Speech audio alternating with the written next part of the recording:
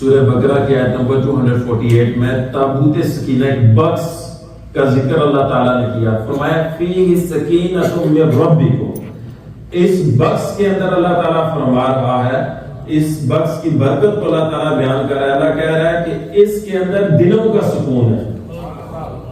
اچھا وہ بکس ہے کیا؟ یہ اللہ تعالیٰ نے حضرت آدم علیہ السلام لے کے جنت سے اللہ نے, پھر وہاں سے یہ بکس چلتا ہوا یعقوب علیہ السلام کے پاس آیا, چلتا ہوا حضرت موسیٰ علیہ السلام کے پاس آیا. یہ چلتا تھا. اس میں ہے کیا؟ اس میں انبیاء کی تصویریں, نقش جو ہیں, اس میں حضرت ہارون علیہ السلام کا امامہ شریف, حضرت سلیمان علیہ السلام کی انگوٹھی, حضرت موسیٰ علیہ السلام کے پاس ابھی آیا تو حضرت موسیٰ علیہ السلام اس میں تورات کے جو ہیں وہ تختیاں بھی رکھتے تھے, چند ٹکڑے اس کے. اپنے نالین جو ہیں حضرت موسیٰ علیہ السلام اپنے جوتے مبارک اس میں رکھا کرتے تھے, اور دیگر بھی اس میں اور چیزیں تھیں. اب یہ ساری چیزیں اس بکس میں ہوں تو اس بکس کا تھا کیا؟ بنی اسرائیل جب لڑنے کے لیے کافروں کے سامنے جاتے اور کافروں کا اگر روب اور دبدبہ ان کے دل میں پڑ جاتا تو یہ کیا کرتے بنی اسرائیل؟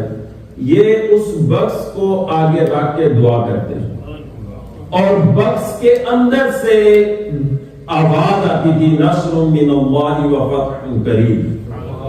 فتح اور نصرت کی بشارت اس کے اندر سے آتی تھی. کوئی بھی مشکل پیش آتی تھی بنی اسرائیل کو, یہ دعا کرتے بکس سامنے رکھ کے, اور وہاں سے پھر آواز آتی تھی ان کی, وہ مشکل اللہ دور فرما دیتا تھا. اس سے پتہ کیا چلا کہ وہ چیزیں جو بزرگوں کے ساتھ نسبت رکھتی ہیں وہ اس بکس کے اندر ہیں, تو دعا مانگ رہے ہیں تو اللہ دعائیں قبول فرما رہا ہے.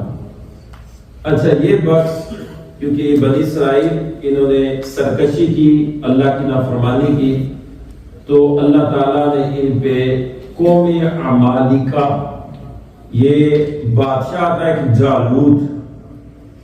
تو جالوت بادشاہ جو ہے, یہ طالوت اور جالوت اکثر لوگ کہتے ہیں کہ یہ دو فرشتے تھے. تو یہ جالوت ایک بادشاہ تھا اور یہ ظالم تھا اور جابر بادشاہ تھا قوم عمالقہ کا. تو انہوں نے اٹیک کیا بنی اسرائیل پہ کیونکہ یہ گناہوں میں پڑ گئے تھے, تو یہ انہوں نے ہر چیز ختم کر دی, تہس نہس کر دی. تو خاندان نبوت کے سارے لوگ ختم ہو چکے تھے, صرف ایک عورت باقی تھی اور وہ حاملہ تھی, اور ان کے بدن سے جو پیدا ہوئے وہ حضرت شمویل علیہ السلام یہ پیدا ہوئے. اب حضرت شمویل علیہ السلام یہ علم حاصل کرتے عالم کے پاس تھے, اور وہاں پہ حضرت جبریل علیہ السلام نے دو دفعہ باز دی, تیسری دفعہ آپ ظاہر ہوں گے حضرت شمویل علیہ السلام کو, فرمایا اللہ نے آپ کو نبوت دی ہے, جائیں لوگوں میں تبلیغ کریں. حضرت شمویل علیہ السلام نے جب قوم عمالقہ نے یہ کام کیا تو انہوں نے کیا کیا, وہ یہ صندوق اٹھا کے لے گئے, جس صندوق کی وجہ سے دعائیں قبول ہوتی تھی, مصیبتیں, یہ لے گئے اٹھا کے. اور انہوں نے کیا کیا, اس صندوق کو اٹھا کے انہوں نے گندگی میں پھینک دیا. گندگی میں, بے ادبی کی, نجاست کی جگہ گندی جگہ پھینک دیا.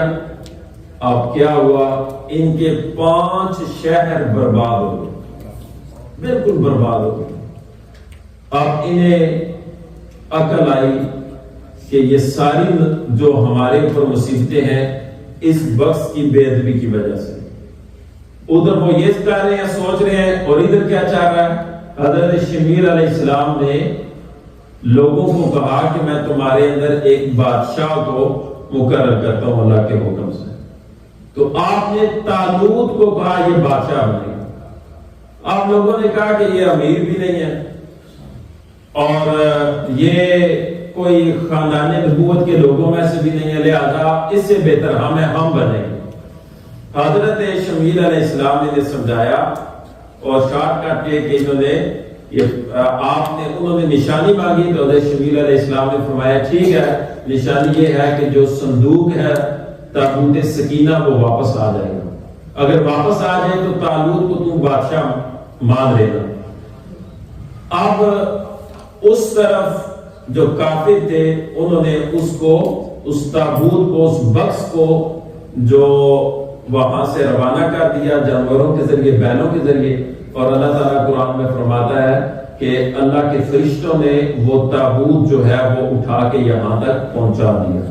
ادھر جب وہ بکس آ گیا، ادھر سے انہیں پتہ چل گیا کہ بکس آ گیا، تو انہوں نے طالوت کو بادشاہ مان لیا۔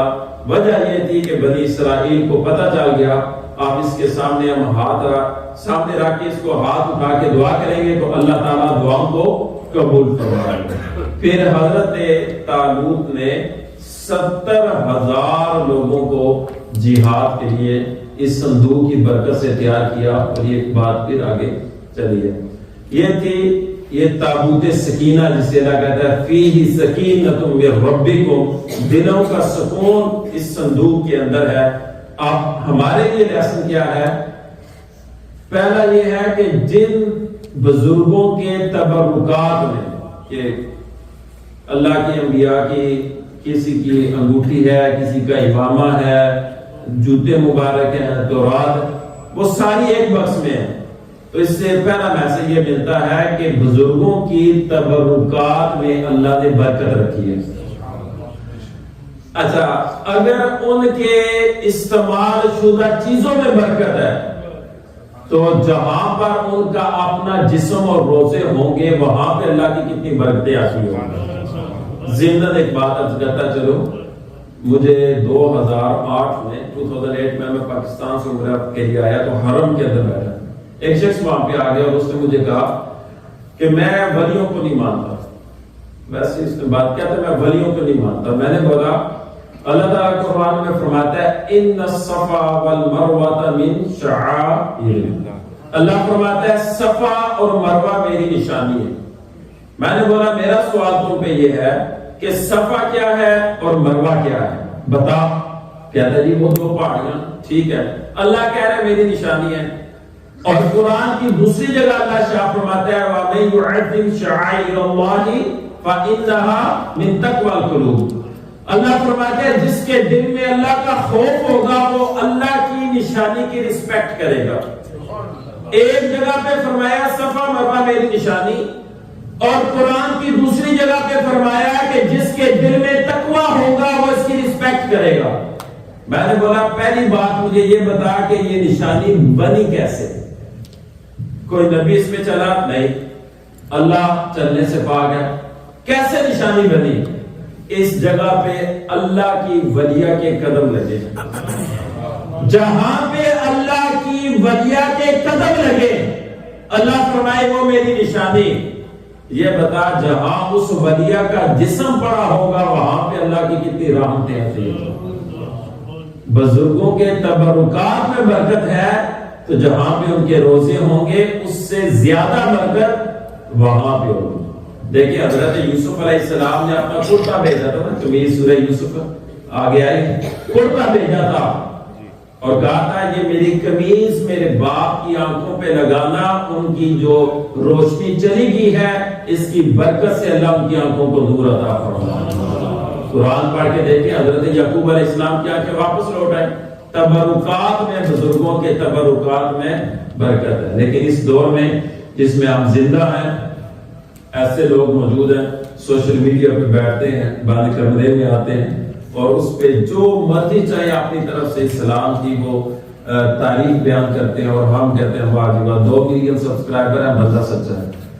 سب سے زیادہ اس وقت اگر دنیا میں کسی کو فالو کیا جا رہا ہے، سب سے زیادہ اس ٹائم پہ جس کے سبسکرائبر آپ گن بھی نہیں سکتے، وہ ہے شیطان کی ذات۔ کیا اسے آپ سچا مان لیں گے؟ نہیں مان گے نا؟ لہذا اپنا معیار ٹھیک ہے، کبھی بھی غیر عالم کی بات کو نہ سنیں، اور اگر ذہن میں وسوسہ پیدا ہو کسی عالم کے پاس آ کے پوچھ لیں، اللہ تعالیٰ توفیق عطا